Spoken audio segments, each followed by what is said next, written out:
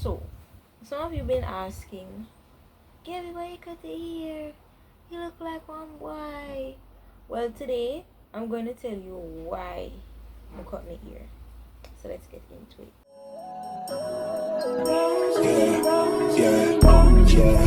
This was like I feel like in the nighttime. Watch what she do when the light shine. Drunk niggas trying to talk in the strip. So, let's go back to the year around 2014 to 2015, right? I don't remember what I did, but I was behaving myself. And my gonna say, you know what? You're going to the barber. And I'm like, well, at least nobody have to spend a money for comb my dry head, because growing up, before I had any conditions, my head is just tough.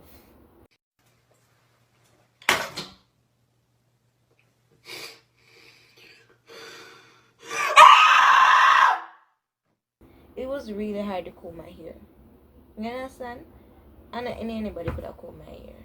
Even though if I comb it, and anybody can comb my hair. So, I cut my hair, and then I realized it's a family thing. Most of the females in this family, after a while, I reached an age, just cut my hair. I don't know why. But, I've never really paid much mind. Alright, come back to 2016 to 2018. I was staying with my mom full time, and I don't know what happened. I really don't know. But after like few months passed, like by the time my hair drop out, my head starts scratch me, the whole of my hairline start get white, and I'm saying, I don't understand. So mommy, she carried me to the doctor. They said it's fungus, so I have to take certain medication, use certain ointment. Where is it? Where is? Oh, see here. This chart. I didn't call it again. Anyway, so wingworm ointment, right? If it's not that, them use a home remedy, lime and baking soda or peroxide and baking soda. It burned, it really burned, but it still didn't really work as we hoped. And I'm like, what the hell is going on? Mind you, them time that I had a few inches of hair.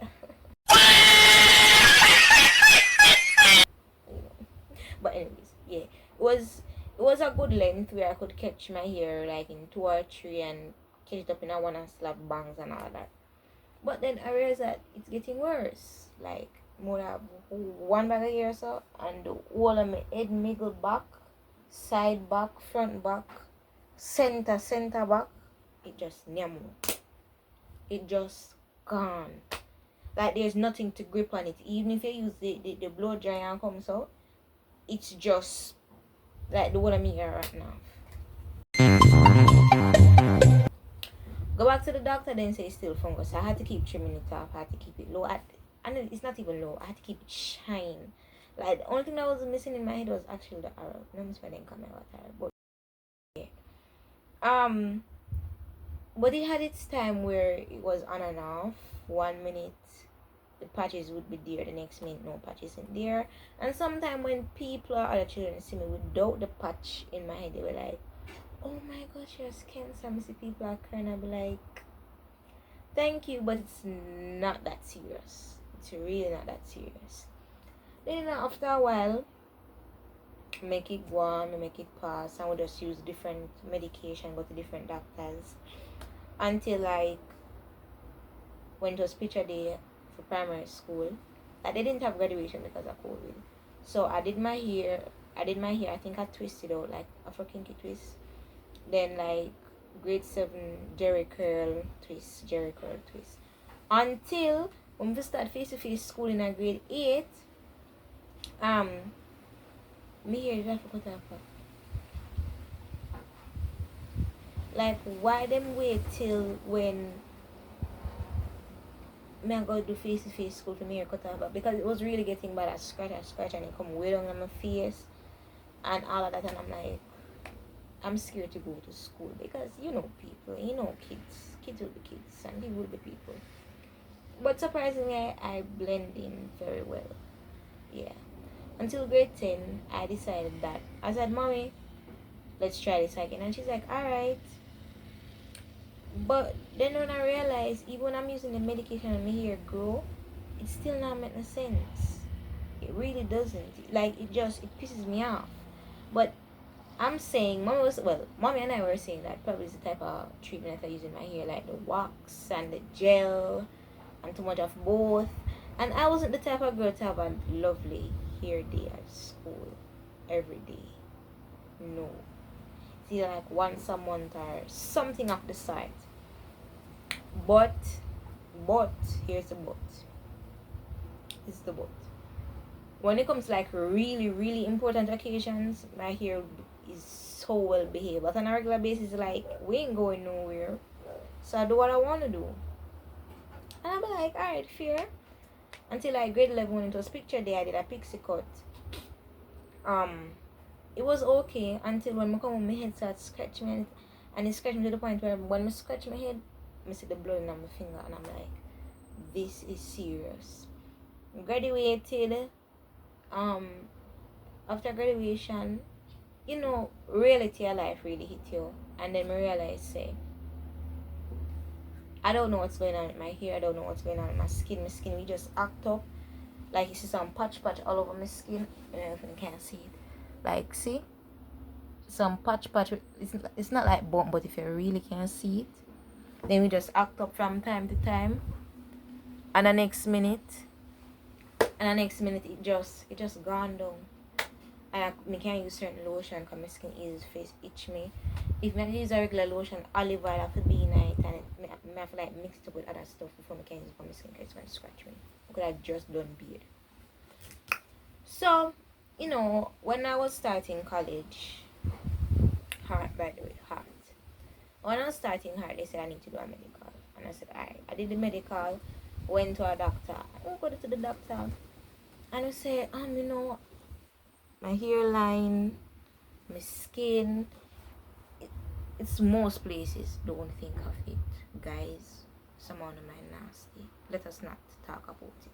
Some of them on my foot side, like, it's really bad on my foot. I'm explaining to the doctor, and the doctor be like, well, you know, you have something called seborrheic dermatitis. And I said, excuse me? She said, seborrheic dermatitis. Mind you, I did my research, so I knew. But mom is like, you're no doctor. You cannot jump to conclusion. We're not sure. And I'm like, girl, lady, miss, it's my skin. I know the symptoms that I have. So said, so don't go to the doctor. Doctor's like, yeah, you have seborrheic dermatitis. So seborrheic dermatitis is basically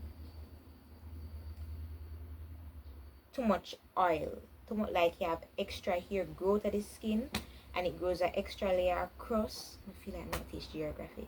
I don't know how to explain, but it's like redness, some red patch on your skin. It starts to get flaky and dry, and sometimes it bleeds. It affects you on the scalp, the face, and on the body.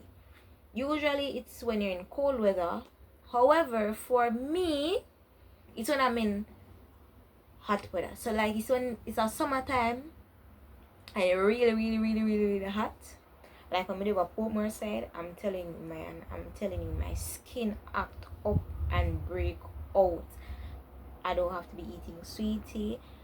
It don't have to be, well, I do have eczema, but it don't have to be eczema, and my skin will just break out. And I'm like, damn, brother, like, oh my god, let me sit up and ball because I want my skin stay.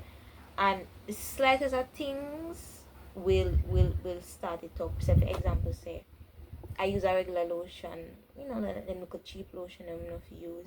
I would have just done beard, and I just step on a thing like I have on flea, and I'm like, oh my god, and I really didn't know what to do until I got like a shampoo, and it's not really alcohol, but it's not water. I call it water. I don't remember what name it's finished. I'm supposed to get the next dosage.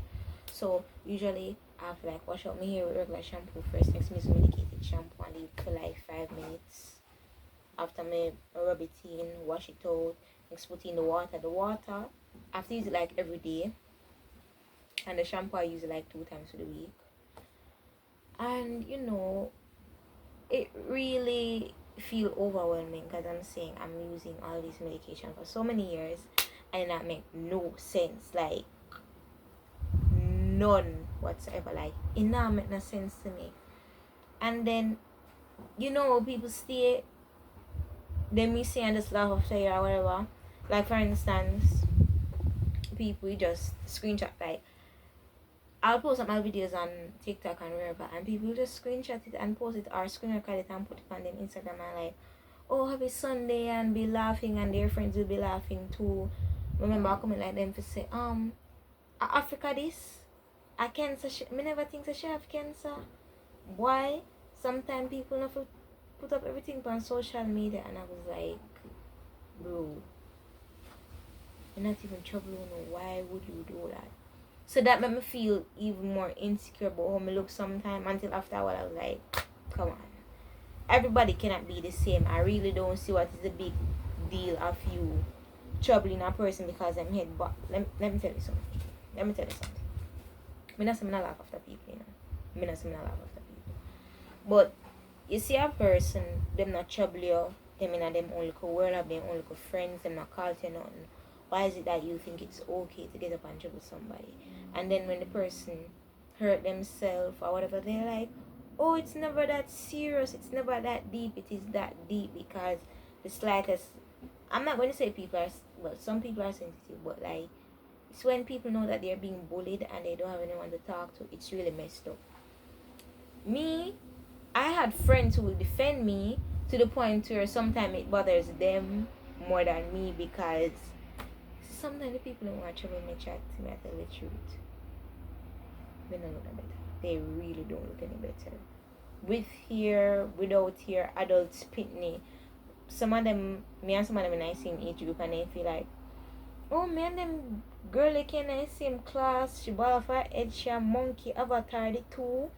And I'm like, it's not that serious. It really isn't. And my friends are like, Gabriel, you cannot be sitting down there and make people bully you. You have to show them and say you're not soft. And I'm like, listen, sometimes I can't prove things to people. You just have to give them the benefit of the doubt, because karma is real. Karma is real, and I witnessed that time and time again. So, if you not have to argue with you, I really don't. If you not put your hand on me, I really don't care. I just really don't. So basically, that's some cut off my hair because I have cerebral dermatitis.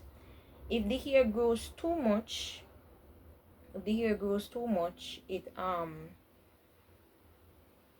it's like the mark them sweat under it and causes to leave patch. Like you can see here, so it leave patch and it really scratch. Like I'm saying, it scratch. So yeah, that's basically it. I don't really, it's really not a long story, but all I can say is people who have the same thing or who had this ball and them go through a mental state, don't make certain people bother you, because some of them just come like crosses.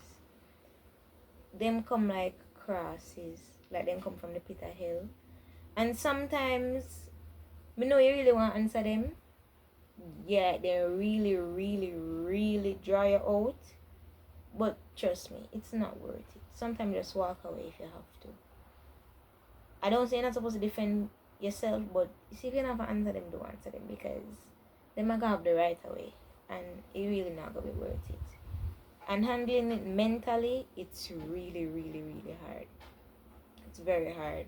Some people commit suicide, some people hurt themselves, some people go mad. And I look at my mother and I said, I'm not going to go mad over nobody.